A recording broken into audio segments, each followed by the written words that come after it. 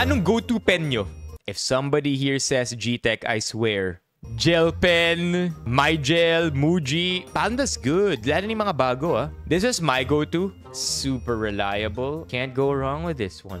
Faber-Castell? Chat.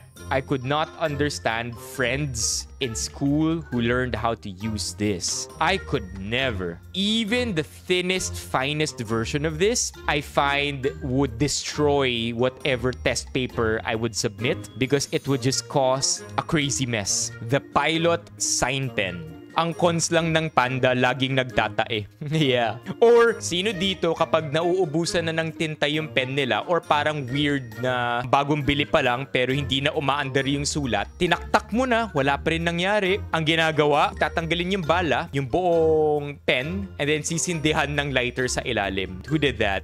I did. So, favorite pens? Let me know in the comments.